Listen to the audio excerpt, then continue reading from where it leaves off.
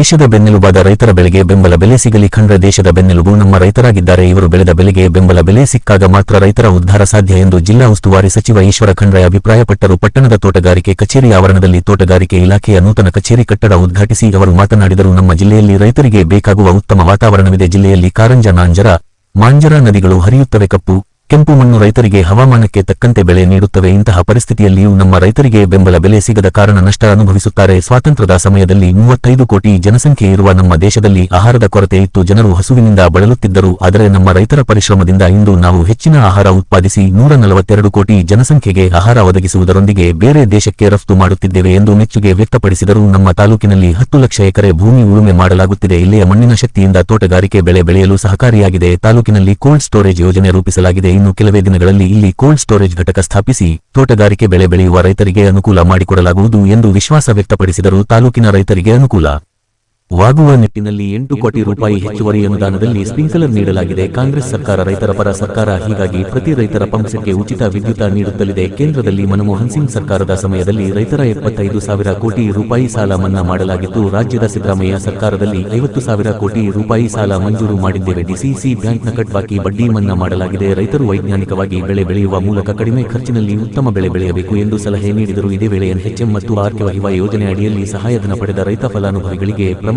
ಪತ್ರ ವಿತರಿಸಿದರು. ತೋಟಗಾರಿಕೆ ಜಿಲ್ಲಾ ಉಪನಿರ್ದೇಶಕ ವಿಶ್ವನಾಥ ಜಿಲ್ಲೆ ಪ್ರಾಸ್ತಾವಿಕವಾಗಿ ಮಾತನಾಡಿದರು. ತೋಟಗಾರಿಕೆ ಹಿರಿಯ ಸಹಾಯಕ ನಿರ್ದೇಶಕ ಮಾರುತಿ ಜಾಬನೂರ ತೋಟಗಾರಿಕೆ ಇಲಾಖೆಯ ಕಾರ್ಯವೈಖರಿಯ ಬಗ್ಗೆ ಮಾಹಿತಿ ನೀಡಿದರು. ಕಾರ್ಯಕ್ರಮದಲ್ಲಿ ಪುರಸಭೆ ಅಧ್ಯಕ್ಷೆ ಶಶಿಕಲಾ ಅಶೋಕ ಸಿಂಧನಕೆರೆ, ತಹಸೀಲ್ದಾರ ಮಲ್ಲಿಕಾರ್ಜುನ ವಡ್ಡನಕೆರೆ. ಎಲ್ಲ ರೈತರಿಗೆ ಅತ್ಯಂತ ಆತ್ಮೀಯತೆಯಿಂದ ಯಾವತ್ತೂ ಕೂಡ ಉಪನಿರ್ದೇಶಕರಾದ ಮಾರುತಿ ಸರ್ ಅವರು ಎಲ್ಲ ಅತಿಥಿ ಗಣ್ಯರು ಈಗ ಆಗಮಿಸಿ ಮೊದಲನೇದಾಗಿ ಈ ಕಟ್ಟಡದ ಉದ್ಘಾಟನೆಯನ್ನ ಮಾನ್ಯರು ನೆರವೇರಿಸ್ತಾ ಇರುವಂತದ್ದು.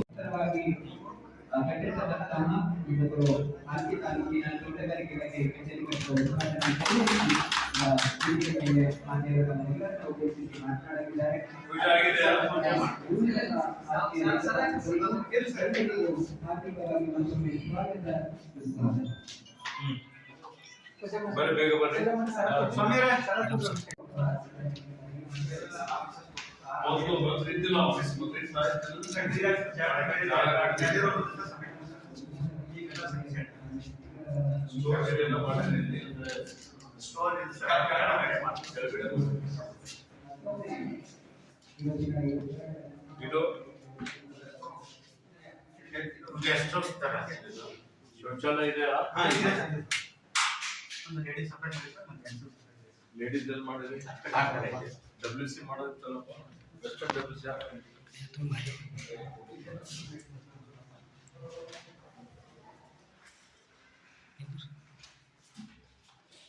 ಈಗ 15-20 ನಿಮಿಷ ಮುಗಿಸ್ಬೇಕು.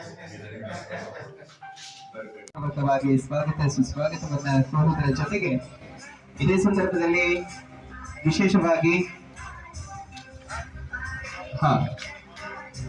ವಿವಿಧ ಯೋಜನೆಯ ಸಹಾಯಧನ ನೀಡುವ ರೈತರ ಫಲಾನುಭವಿಗಳಿಗೂ ಕೂಡ ಈ ಸಂದರ್ಭದಲ್ಲಿ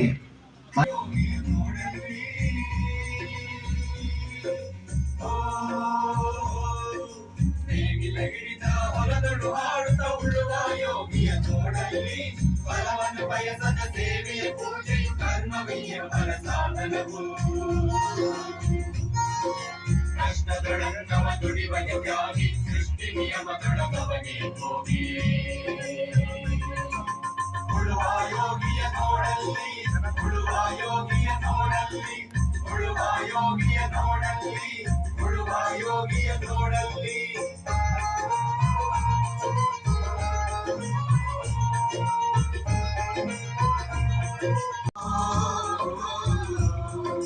ರಾಜ್ಯಗಳಿಸಲಿ ರಾಜ್ಯಗಳರಿಯಲಿ ಹಾರಲಿ ಗದ್ದುಗೆ ಮಕ್ಕಳು ಮುತ್ತಿಗೆ ಹಾಕಲಿ ಸೈನಿಕರೆಲ್ಲ ಮುತ್ತಿಗೆ ಹಾಕಲಿ ಸೈನಿಕರೆಲ್ಲ ಬಿತ್ತುಡುವುದನವ ಬಿಡುವುದೇ ಇಲ್ಲ ಬಿತ್ತುಡುವುದನವ ಬಿಡುವುದೇ ಇಲ್ಲ ಉಳುವ ಯೋಗಿಯ ನೋಡಲಿ ಉಳುವ ಯೋಗಿಯ ನೋಡಲಿ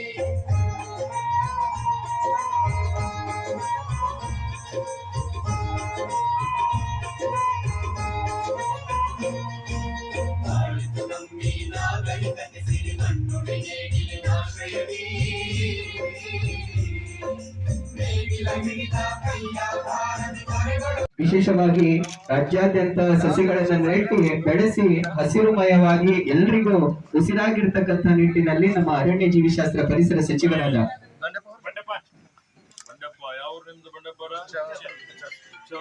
ತೋಟಗಾರಿಕೆ ಬೆಳೆ ಬೆಳಿತೀರಿ, ಏನ್ ಬೆಳಿತೀರಿ? ನಿಂಬೆ ಮತ್ತೆ ಮಾವು ಮತ್ತೆ ಪಪ್ಪಾಯ. ಈಗ ಉದ್ಘಾಟನೆ ನೆರವೇರ್ತಾ ಇದೆ. ನಿಮ್ಮೆಲ್ಲರ ಚಪ್ಪಾಳೆ ಮೂಲಕ ಆತ್ಮೀಯರೇ, ನಾವೆಲ್ಲ ಇಡೀ ಜಗತ್ತಿಗೆ ಅನ್ನವನ್ನ ಕೊಡ್ತಕ್ಕಂಥದ್ದು ರೈತರು. ಆ ರೈತರಿಗೆ ಅನುಕೂಲ ಆಗ್ಲಿ ಅಂತ ಮಾನ್ಯ ಸಚಿವರು ಯಾವತ್ತೂ ಕೂಡ ರೈತರ ಪರವಾಗಿರ್ತಕ್ಕಂಥ ಸನ್ಮಾನ್ಯ ಈಶ್ವರ್ ಬಿ ಖಂಡ್ರೆ ಸರ್ ಅವರು ಇವತ್ತು ಕಾರ್ಯಕ್ರಮವನ್ನು ಉದ್ಘಾಟಿಸಿದ್ದಾರೆ ಸಸಿಗೆ ನೀರೆರವೇರಿಸುವ ಮೂಲಕ. ಸೊ ಆತ್ಮೀಯವಾಗಿ ಸರ್ವರಿಗೂ ಅನಂತ ಅನಂತ ವಂದನೆಗಳನ್ನ ತಿಳಿಸ್ತೇವೆ. ಇವತ್ತಿನ ಕಾರ್ಯಕ್ರಮದ ಉದ್ಘಾಟನೆ ಈಗ ನೆರವೇರಿದೆ. ಈಗ ಇವತ್ತಿನ ಕಾರ್ಯಕ್ರಮದ ಕುರಿತಂತೆ ಒಂದೆರಡು ಪ್ರಾಸ್ತಾವಿಕ ನುಡಿಗಳನ್ನ ನುಡಿಯಲಿದ್ದಾರೆ ನಮ್ಮ ವಿಶ್ವ ಕಚೇರಿ ಕಟ್ಟಡ ತಾವು ಕಟ್ಟಿಕೊಟ್ಟಿದ ಮೇಲೆ ನಮ್ಮ ಸಿಬ್ಬಂದಿಗೆ ತುಂಬಾ ಅನುಕೂಲ ಆಗಿದೆ. ಇಲಾಖೆಯಲ್ಲಿ ಎಲ್ಲಾ ಹುದ್ದೆಗಳು ಕೂಡ ತುಂಬಿದ್ದಾವೆ. ಜಿಲ್ಲೆಯಲ್ಲಿ ಒಟ್ಟು 22,500 ಹೆಕ್ಟೇರ್ ತೋಟಗಾರಿಕಾ ಪ್ರದೇಶ ಇದೆ. 20,000 ಜನ ತೋಟಗಾರಿಕೆ ಮಾಡುವರಿದ್ದಾರೆ. ಜಿಲ್ಲೆಯಲ್ಲಿ ಹೂ, ಹಣ್ಣು ಮತ್ತು ತರಕಾರಿ ಕೂಡ ಎಲ್ಲಾ ಬೆಳೀತಾ ಇದ್ದಾರೆ. ನಮ್ಮ ಜಿಲ್ಲೆಯು ಹೂ ಬೆಳೆಯೋದಕ್ಕೆ, ಹಣ್ಣು ಬೆಳೆಯೋದಕ್ಕೆ, ತರಕಾರಿ ಬೆಳೆಯೋದಕ್ಕೆ ಮತ್ತು ಸಾಂಬಾರು ಬೆಳೆಯೋದಕ್ಕೆ ಹವಾಗುಣ ತುಂಬಾ ಸೂಕ್ತವಾಗಿದೆ.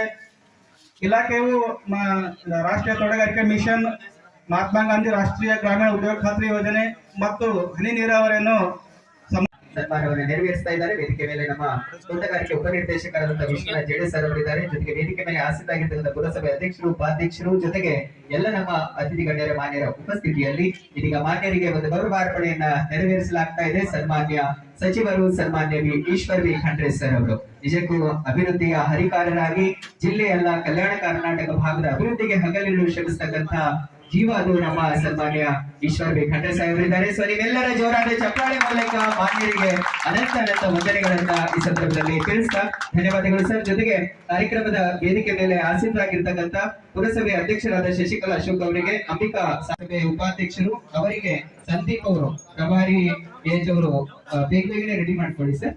ಒಬ್ರು ಅಶ್ವಡಿಕ ಒಬ್ರು ಸಮಯ ಮಾನ್ಯ ಸಚಿವ ವಿಶೇಷವಾಗಿ ತಮಗೆ ಉದ್ದೇಶಿಸಿ ಮಾತನಾಡಲಿದ್ದಾರೆ. ಸೊ ಈ ಸಂದರ್ಭದಲ್ಲಿ ಅದೇ ರೀತಿ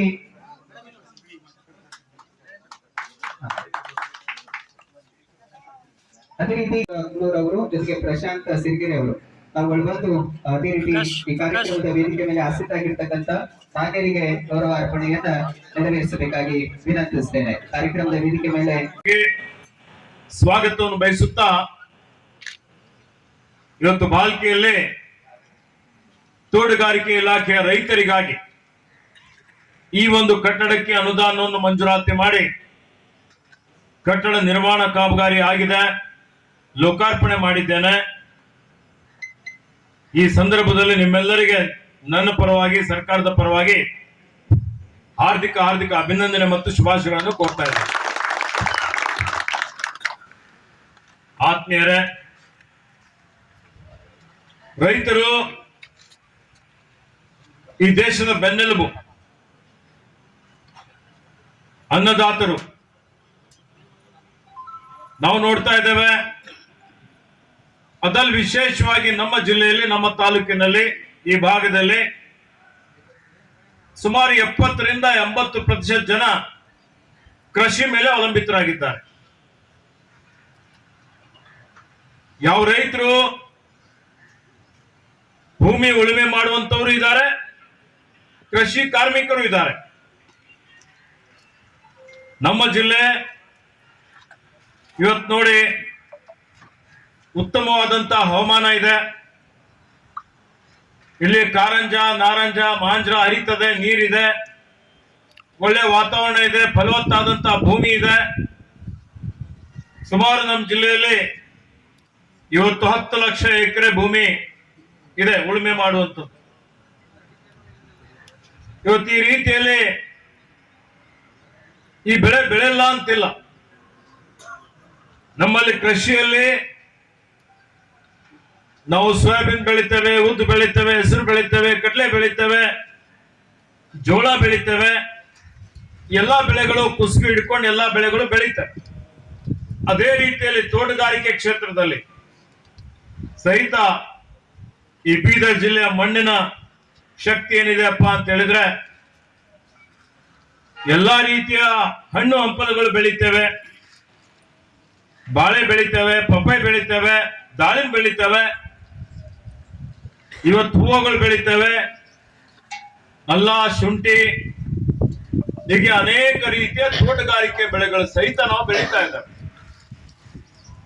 ಇದು ಈ ರಾಜ್ಯದ ರಾಷ್ಟ್ರದ ಜನರಿಗೆ ಏನು ಆಹಾರ ಬೇಕಾಗಿದೆ, ಈ ಆಹಾರಕ್ಕಾಗಿ ನಮ್ಗೆಷ್ಟು ಬೇಕೋ ಅದಕ್ಕಿಂತಲೂ ಜಾಸ್ತಿ ಆಹಾರ ಉತ್ಪಾದನೆ ಮಾಡುವಂತ ಸಾಮರ್ಥ್ಯ ನಮ್ಮಲ್ಲಿದೆ.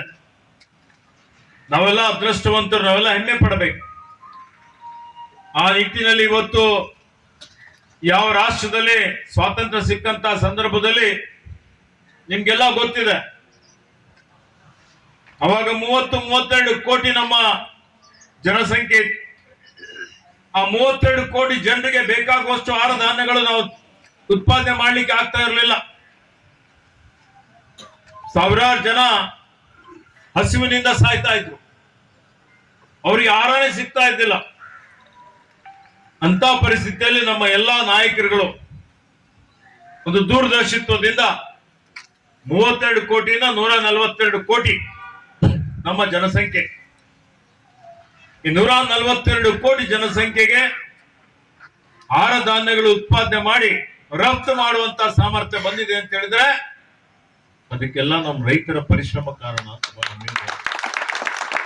ನೀವೆಲ್ಲ ಬೆವರು ಸುರಿಸ್ತಾ ಇದ್ದೀರಿ, ಶ್ರಮ ಮಾಡ್ತಾ ಇದ್ದೀರಿ, ಕಾಯಕವೇ ಕೈಲಾಸ ಅನ್ನುವಂತ ರೀತಿಯಲ್ಲಿ ಪ್ರಾಮಾಣಿಕತೆಯಿಂದ ಇವತ್ತಿನ ವ್ಯವಸ್ಥೆಯಲ್ಲಿ ಏನಾದ್ರೂ ನಿಷ್ಠೆಯಿಂದ, ಸ್ವಯಂ ಪರಿಶ್ರಮದಿಂದ, ಪಾರದರ್ಶಕವಾಗಿ ಸಮಾಜದ, ರಾಷ್ಟ್ರದ, ಜನರ ಕಲ್ಯಾಣಕ್ಕಾಗಿ ದುಡಿಯುವಂತವ್ರು ಯಾರಾದ್ರೂ ಇದ್ರೆ ಅದು ರೈತರು ಮಾತ್ರ ಅಂತ ಬಹಳ ಹೆಮ್ಮೆ ಅವೆಲ್ಲ ರೈತರೇ ಇದ್ರು. ಹೀಗಾಗಿ ಆತ್ಮೀಯ ಬಂಧುಗಳು, ಇಷ್ಟೆಲ್ಲ ಇದ್ರು ನಿಮ್ಗೆಲ್ಲ ಬಹಳ ಕಷ್ಟ ಇದೆ. ರೈತರು ಬೆಳೆದಂತ ಬೆಳೆಗೆ ವೈಜ್ಞಾನಿಕವಾದಂತ ಬೆಂಬಲ ಬೆಲೆ ಸಿಗೋದಿಲ್ಲ ಅನ್ನುವಂಥದ್ದು. ಅತಿವೃಷ್ಟಿ ಬರ್ತದೆ, ಅನಾವೃಷ್ಟಿ ಬರ್ತದೆ, ಆಲಿಕಲ್ಲು ಮಳೆ ಬರ್ತದೆ. ಇಂಥ ಸಂದರ್ಭದಲ್ಲಿ ನಮ್ಮ ಬೆಳೆ ನಷ್ಟ ಆಗ್ತದೆ.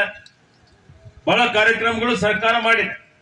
ಈಗ ನಮ್ಮ ಸರ್ಕಾರ ನೀವು ನೋಡಿ, ಉದಾಹರಣೆಗೆ ಇವತ್ತು ಫ್ರೀ ಆಗಿ ನಾವು IPSET ದವರಿಗೆ ಕರೆಂಟ್ ಕೊಡ್ತಾ ಇದ್ದೀವಿ. ಪ್ರತಿ ವರ್ಷ ಕರ್ನಾಟಕ ಸರ್ಕಾರ ವಿದ್ಯುತ್ ಇಲಾಖೆಗೆ 12,000 ಕೋಟಿ ರೂಪಾಯಿ ಏನೀಗ ನಾವು IPSET ಗಳಿಗೆ ಸಬ್ಸಿಡಿ ಕೊಡ್ತೀವಿ, ಆ ಹಣ ಸರ್ಕಾರ ಕೊಡ್ತದೆ. ಇವತ್ತು DAP ಇರ್ಬೋದು, ಫರ್ಟಿಲೈಸರ್ ಇರ್ಬೋದು, ಇವೆಲ್ಲ ರಿಯಾಯಿತಿ ದರದಲ್ಲಿ ಕೊಡುವಂಥದ್ದಿದೆ, ಬೀಜ ಕೊಡುವಂಥದ್ದಿದೆ.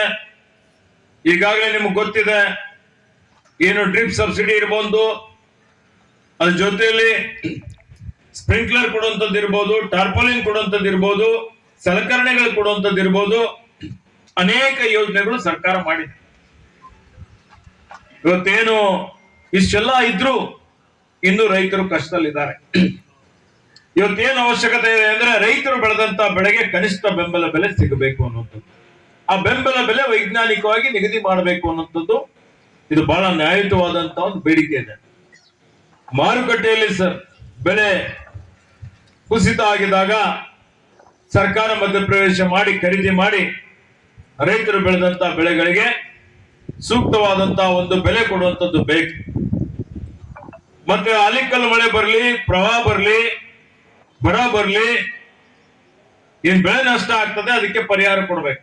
ರೈತರು ಸ್ವಾಭಿಮಾನಿಗಳಿದ್ದಾರೆ, ಶ್ರಮ ಮಾಡೋರಿದ್ದಾರೆ. ಇವೆಲ್ಲ ರೀತಿಯಲ್ಲಿ ಆದ್ರೆ ಅವ್ರು ಯಾರ ಎದುರುಗಡೆ ಹೋಗಿ ಕೈ ಚಾಚುವಂತ ಪರಿಸ್ಥಿತಿ ಬರೋದಿಲ್ಲ. ಆ ದೃಷ್ಟಿಯಿಂದಲೂ ನಾವೆಲ್ಲ ರೈತರಿಗಾಗಿ ಹೋರಾಟ ಮಾಡ್ತಾ ಇದ್ದೇವೆ. ಕಾಲ ಕಾಲಕ್ಕೆ ಇವತ್ತು ನಮ್ಮ ಸರ್ಕಾರ, ಹಿಂದೇನು ಕಾಂಗ್ರೆಸ್ ಸರ್ಕಾರ ಇದ್ದಾಗ ಕೇಂದ್ರದಲ್ಲಿ ಮನಮೋಹನ್ ಸಿಂಗ್ ಅವರು ಪ್ರಧಾನಮಂತ್ರಿ ಇದ್ರು. 75,000 ಕೋಟಿ ಇಡೀ ದೇಶದಲ್ಲಿ ರೈತರ ಸಾಲ ಮನ್ನಾ ಮಾಡಿದ್ರು. ಅದೇ ರೀತಿಯಲ್ಲಿ ಸಿದ್ದರಾಮಯ್ಯನವರು ಮುಖ್ಯಮಂತ್ರಿ ಆಗಿದ್ದಾಗ 50,000 ರೂಪಾಯಿಗಳವರೆಗೆ ಯಾರ್ಯಾರ ರೈತರ ಸಾಲ ಇತ್ತು ನಿಮ್ಗೂ ಎಲ್ಲ ಗೊತ್ತಿದೆ. ಒಂದೊಂದು ಮನೆಯಲ್ಲಿ 3 ಅಣ್ಣ ತಮ್ಮಂದಿರು ಇದ್ರು, 3 ಅಣ್ಣ ತಮ್ಮಂದಿರು ಸಾಲ ಮನ್ನಾ ನಾವು ಮಾಡಿದ್ದೇವೆ. ಈಗ ಮೊನ್ನೆ ನಮ್ಮ ಸರ್ಕಾರ ಬಂದಂತ ಸಂದರ್ಭದಲ್ಲಿ ಮತ್ತೆ DCC ಬ್ಯಾಂಕಿನಲ್ಲಿ, ಸಹಕಾರ ಬ್ಯಾಂಕಿನಲ್ಲಿ ಯಾರ್ಯಾರು ದೀರ್ಘಾವಧಿ ಸಾಲ ತಗೊಂಡಿದ್ದೀರಿ ಮಧ್ಯಮಾವಧಿ ಸಾಲ ತಗೊಂಡಿದ್ದೀರಿ. ಅವ್ರ ಸಾಲದ ಮೇಲೆ ಏನು 5 ವರ್ಷ 10 ವರ್ಷ ಕಟ್ಟಬಾಕಿ ಇತ್ತು, ಬಡ್ಡಿ ಇತ್ತು. ಆ ಬಡ್ಡಿ ಮನ್ನಾ ಮಾಡಿದ್ದೇವೆ. ಅದರಲ್ಲಿ 28 ಕೋಟಿ ರೂಪಾಯಿ ನಮ್ಮ ಜಿಲ್ಲೆಗೆ ಬಂದಿದೆ. ಸಬ್ಸಿಡಿ ಸರ್ಕಾರ ಕೊಡ್ತಿದೆ. ಈಗಾಗಲೇ ಏನು 3 ಲಕ್ಷದಿಂದ 5 ಲಕ್ಷವರೆಗೆ ಬಡ್ಡಿ ರಹಿತ ಸಾಲ ಕೊಟ್ಟಿದ್ದಿದೆ. ಇವೆಲ್ಲಾ ಕಾರ್ಯಕ್ರಮಗಳು ಅದರ ಬಡ್ಡಿ ಸರ್ಕಾರ ತುಂಬುತ್ತದೆ.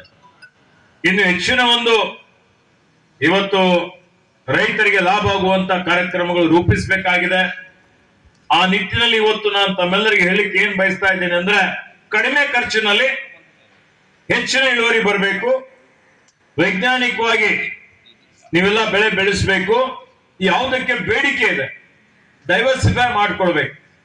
ನಮ್ಮಲ್ಲಿ ಏನಾಗ್ತದೆ, ಯಾರಾದ್ರೂ ಉಳ್ಳಗಡ್ಡಿ ಬೆಳೆದ್ರೆ ಥೋಡೆ ಬೆಲೆ ಬಂತು, ಎಲ್ಲರೂ ಅದೇ ಬೆಳಿತಾರೆ, ಮತ್ತೆ ಬೆಲೆ ಕುಸಿತಾರೆ. ಹೂವು ಬೆಳೆದ್ರೆ ಎಲ್ಲರೂ ಅದೇ ಬೆಳಿತಾರೆ, ಪಪ್ಪಾಯ ಬೆಳೆದ್ರು ಎಲ್ಲರೂ ಅದೇ ಬೆಳಿತಾರೆ. ಇವತ್ತು ಏನಾದ್ರೂ ನೀವು ಶುಂಠಿ ಬೆಳೆದ್ರಿ, ಇವತ್ತೆಲ್ಲ ಬೆಳೆದ್ರೆ ಎಲ್ಲರೂ ಅದೇ ಬೆಳಿತಾರೆ. ಮಾರುಕಟ್ಟೆ ಬೆಲೆ ಇಲ್ಲ, ಒಂದ್ಸಲ ಬಂತು ಒಂದ್ಸಲ ಹೋಯ್ತು. ಈ ರೀತಿಯೆಲ್ಲ ಆಗುತ್ತೆ. ನಮ್ಮ ಅಧಿಕಾರಿಗಳ ಒಂದು ತಾವೆಲ್ಲ ಮಾರ್ಗದರ್ಶನ ತಗೊಳ್ರಿ. ಎಲ್ಲರೂ ಸೇರಿ ಒಂದು ಸಂಘಗಳ ರಚನೆ ಮಾಡಿ ಪರಸ್ಪರ ವಿಚಾರ ವಿನಿಮಯ ಮಾಡ್ಕೊಳ್ಳಿ, ಮಣ್ಣಿನ ತಪಾಸಣೆ ಮಾಡಿ, ಹೆಚ್ಚಿನ ಇಳುವರಿ ಬರುವಂತ ರೀತಿಯಲ್ಲಿ ಜೋಪಾನ್ ಮಾಡುವಂತ ರೀತಿಯಲ್ಲಿ, ಮತ್ತೆ ಇಲ್ಲಿ ಬೇಕಾದ್ರೆ ಒಂದು ಕೋಲ್ಡ್ ಸ್ಟೋರೇಜ್ ಮಾಡ್ಲಿಕ್ಕೆ ಯೋಜನೆ ರೂಪಿಸ್ತಾ ಇದ್ದೇನೆ. ಆ ಕೋಲ್ಡ್ ಸ್ಟೋರೇಜ್ ಮಾಡಿ ನಿಮ್ದೇ ಸಹಕಾರ ಸಂಘಗಳು ನೀವು ರಚನೆ ಮಾಡಿಕೊಂಡ್ರು, ನೀವು ಬೆಳೆದಂತ ಬೆಳೆ ತರಕಾರಿ ಇರ್ಬೋದು, ತರಕಾರಿ ಬೇಗ ಹಾಳಾಗ್ತದೆ, ಹಣ್ಣುಗಳು ಬೇಗ ಹಾಳಾಗುವಂಥದ್ದು ಬರ್ತದೆ. ಅವೆಲ್ಲವೂ ಕೋಲ್ಡ್ ಸ್ಟೋರೇಜ್ ಮುಖಾಂತರ ಮಾಡಿ ನಿಮ್ಗೆ ಮಾರುಕಟ್ಟೆ ಈಗ ಬೀದರ್ ಇದೆ, ಕಲಬುರ್ಗಿ ಇದೆ, ಹೈದರಾಬಾದ್ ಇದೆ, ಇವತ್ತಿಲ್ಲಿ ಲಾತೂರ್ಗೆ ಒಯ್ಯಬಹುದು. ಈ ರೀತಿಯಲ್ಲಿ ನಿಮ್ಗೆ ಮಾರುಕಟ್ಟೆ ಸಿಗ್ತದೆ. ಬಾಲ್ಕಿ ತಾಲೂಕು ಅಭಿವೃದ್ಧಿ ಆಗ್ತಾ ಇದೆ, ನೀವು ನೋಡಿದಿರಿ, ನೀವೆಲ್ಲ ಸಹಕಾರ ಮಾಡಿದ್ದೀರಿ. 4ನೇ ಸಲ MLA ಆಗಿದ್ದೇನೆ, ಉಸ್ತುವಾರಿ ಮಂತ್ರಿನೂ ಇದ್ದೇನೆ, ಅರಣ್ಯ ಪರಿಸರ ಇಲಾಖೆ ಸಚಿವನಾಗಿ ನಿಮ್ಮೆಲ್ಲರಿಗೆ ಗೌರವ ಬರುವಂತ ರೀತಿಯಲ್ಲಿ ಕೆಲಸ ಮಾಡ್ತಾ ಇದ್ದೀನಿ ಅಂತ ಹೇಳ್ತೀನಿ. ಅದಕ್ಕೆ ನಮ್ಮ ಕ್ಷೇತ್ರ ಅಭಿವೃದ್ಧಿ ಆಗ್ಬೇಕು, ಜಿಲ್ಲೆನೂ ಅಭಿವೃದ್ಧಿ ಆಗ್ಬೇಕು, ರಾಜ್ಯನೂ ಅಭಿವೃದ್ಧಿ ಆಗ್ಬೇಕು.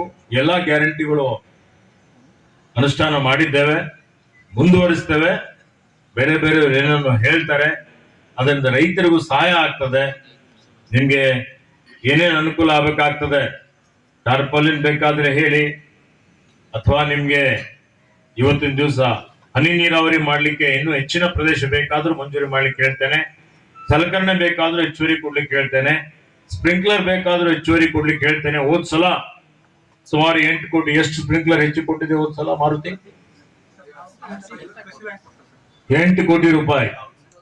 8 ಕೋಟಿ ರೂಪಾಯಿ ಸ್ಪ್ರಿಂಕ್ಲರ್ಗಳು ಬಾಲ್ಕಿ ತಾಲೂಕಿಗೆ ಹೆಚ್ಚುವರಿಯಾಗಿ ನಾನು ಕೊಡಿಸಿದ್ದೆ. ಎಷ್ಟು ಬಂದಿತ್ತು ಅದಕ್ಕಿಂತ ಜಾಸ್ತಿ, ಇಡೀ ರಾಜ್ಯದಲ್ಲಿ ಎಲ್ಲಕ್ಕಿಂತ ಹೆಚ್ಚಿನ ಸ್ಪ್ರಿಂಕ್ಲರ್ ನಾನು ಕೊಡಿಸಿದ್ದೆ ನಮ್ಮ ರೈತರಿಗೆ. ಈಗಲೂ ಕೋಲ್ಡ್ ಸ್ಟೋರೇಜ್ ಜೊತೆಲಿ ಇನ್ನೂ ಏನೇನ್ ಬೇಕಾಗಿದೆ ಹೇಳಿ, ಅವೆಲ್ಲವನ್ನು ಮಾಡುವಂತ ಕೆಲಸ, ಪ್ರಾಮಾಣಿಕ ಪ್ರಯತ್ನ ನಾನು ಮಾಡ್ತೀನಿ ಅಂತ ಹೇಳಿ ಹೆಚ್ಚಿನ ಮಾತಾಡ್ಲಿಕ್ಕೆ ಹೋಗೋದಿಲ್ಲ. ನಿಮ್ಮೆಲ್ರಿಗೂ ಶುಭ ಆಗ್ಲಿ ಅಂತ ಹಾರೈಸಿ ಮಾರುತಿಯವರು ಕವನ ಬರೆದಿದ್ದಾರೆ. ಎಷ್ಟು ಮಟ್ಟಿಗೆ ಅದು, ಯಾಕೆಂದ್ರೆ ಹೆಂಗೆ ಜವಾಬ್ದಾರಿ ಹೆಚ್ಚಿಗೆ ಆಗ್ತದೆ, ಹೆಂಗೆ ಇವತ್ತು ನಿರೀಕ್ಷೆಗಳು ಹೆಚ್ಚಿಗೆ ಆಗ್ತವೆ, ನಮ್ಮ ಮೇಲೆ ಒತ್ತಡ ಜಾಸ್ತಿ ಬರ್ತದೆ, ಇನ್ನು ಹೆಚ್ಚಿನ ಕೆಲಸ ಮಾಡ್ಬೇಕು ಅನ್ನುವಂತ ಪರಿಸ್ಥಿತಿ ಉದ್ಭವ ಆಗ್ತದೆ. ಹೀಗಾಗಿ ನೀವೆಲ್ಲ ನಮ್ಮವರಿದ್ದೀರಿ, ನಾವು ನಿಮ್ಮವರಿದ್ದೀನಿ. ಇವತ್ತು ಮಂತ್ರಿ ಇರ್ಬೋದು, ಇವತ್ತು ಅಧಿಕಾರ ಏನು ಶಾಶ್ವತ ಅಲ್ಲ. ಯಾವ ಸಮಯದಲ್ಲೂ ಈ ನಮ್ದೆಲ್ಲ ಸ್ನೇಹಿತರು ಕೂತಿದ್ದಾರೆ, ಬಸವರಾಜ್ ಇರ್ಬೋದು, ನಮ್ಮ ಕ್ಲಾಸ್ಮೇಟ್, ಇವತ್ತಿಲ್ಲಿರುವಂತ ಅನೇಕ ಜನ ನೀವೆಲ್ಲ ನಮ್ಗೆ ಬಹಳ ಆತ್ಮೀಯರಿದ್ದೀರಿ, ಪ್ರೀತಿ ವಿಶ್ವಾಸ ಇಟ್ಟಿದ್ದೀರಿ. ಇದೇ ರೀತಿಯಲ್ಲಿ ನಿಮ್ಮೆಲ್ಲರಿಗೆ ಶುಭ ಆಗ್ಲಿ, ಒಳ್ಳೇದಾಗ್ಲಿ ಅಂತ ಹೇಳಿ ಹಾರೈಸಿ, ನನಗೆ ಮತ್ತೆ ಬೀದರ್ನಲ್ಲಿ ಅನೇಕ ಸಭೆಗಳಿದ್ದಾವೆ, ಬೇಗ ಹೋಗ್ಬೇಕಾಗಿದೆ. ಆ ನಿಟ್ಟಿನಲ್ಲಿ ಎಲ್ಲರಿಗೂ ವಂದಿಸಿ ನನ್ನ 2 ಮಾತು ಮುಗಿಸ್ತೇನೆ. ಜೈ ಹಿಂದ್, ಜೈ ಕನ್ನಡ.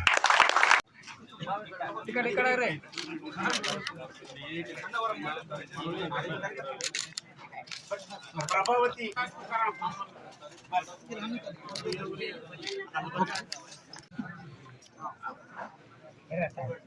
ಇದೀಗ ನಮ್ಮ ಲಕ್ಷಣದ ಹುಬ್ಳಿಯಿಂದ ದತ್ತಾತ್ರಿ ತಂದೆ ದಿಗಂಬರ್ ಅವರು, ಮಾರುತಿ ತಂದೆ ನರಸಿಂಹರಾವ್ ಗ್ರಾಮ ತಳವಾಡ್, ವಿಜಯಕುಮಾರ್ ತಂದೆ ನಟರಾಜ್ ಗ್ರಾಮ ಬೀರಿವಿ, ಅದೇ ರೀತಿ ಹಲ್ಬರ್ಗ ಹುಬ್ಳಿಯಿಂದ ಪ್ರಕಾಶ್ ತಂದೆ ಧರ್ಮಾಜಿ, ಸಂಗಪ್ಪ ಪಾಂಡುರಂಗ್, ಲಕ್ಷ್ಮಣ್ ತಂದೆ ಸಚಿವರಾದ ಮಾನ್ಯ ಈಶ್ವರ್ ಬಿ ಖಂಡ್ರೆ ಸಾಹೇಬರಿಗೆ ಅನಂತ ವಂದನೆಗಳು. ಎಲ್ಲ ರೈತರ ಪರವಾಗಿ ಧನ್ಯವಾದಗಳು.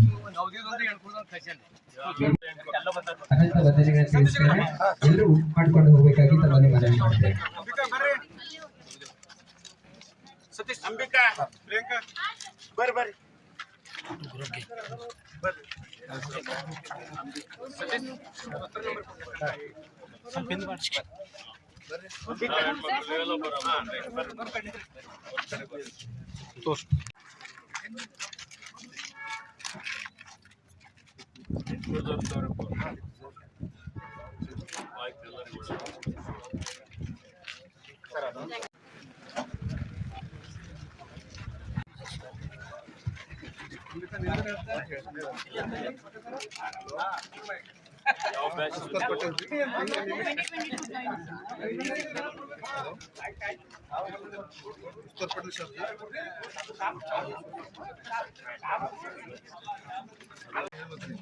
ಅಂಬಿಕಾ ಮೇಡಮ್ ತಿಂಗಳದಾಗ 3,000 ಬರ್ತಾರೆ.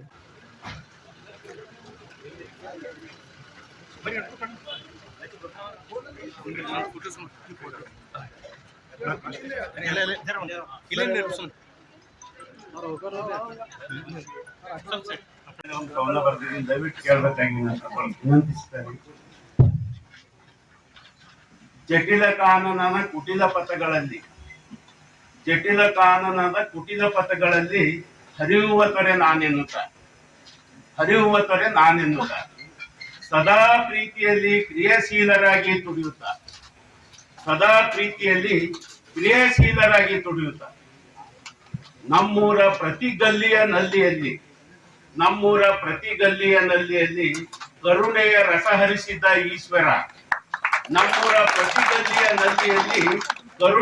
ಹರಿಸಿದ ಈಶ್ವರ ಪ್ರತಿಯೊಬ್ಬರ ನೋವಿಗೆ ವಾಸಿಯ ಮುಲಾಮು ಸವರಿದ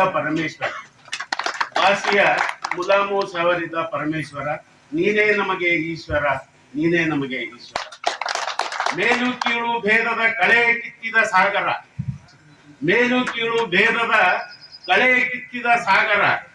ಶಾಂತಿಯ ಮಂತ್ರದ ಸ್ನೇಹದ ಬೀಜ ಬಿತ್ತಿದ ಈಶ್ವರ ನೀನೇ ನಮಗೆ ಪರಮೇಶ್ವರ. ಮೆಟ್ಟಿಲು ನಿರ್ಮಿಸಿದ ಮೆಟ್ಟಲು ನೀನು ಬೆಟ್ಟದಂತೆ ಬೆಳೆದ ಬೆಳ್ಳಿ ಬಟ್ಟಲು ನೀನು ವಿದ್ಯೆ ಬುದ್ಧಿ ನೀಡಿದ ಬುದ್ಧ ದೇವ ನೀನು 100 ವರ್ಷ ಬದುಕಿ ಬಾಳಲೆಂದು ಹಾರೈಸುವೆ ನಾನು. ಅಪರಂಜಿ ಚಿನ್ನದ ನಾಡಿನ ಈಶ್ವರಿವರು ಗುಲಗಂಜಿ ದೋಷವಿರದ ಸುಗುಣಶೀಲರಿವರು ಇಲ್ಲದವನಿಗೆ ಎಲ್ಲವನ್ನು ಕೊಟ್ಟ ಅನ್ನದಾತರಿವರು ಬರೆದ ಕವಿಗೆ ಆದ ದೇವರು.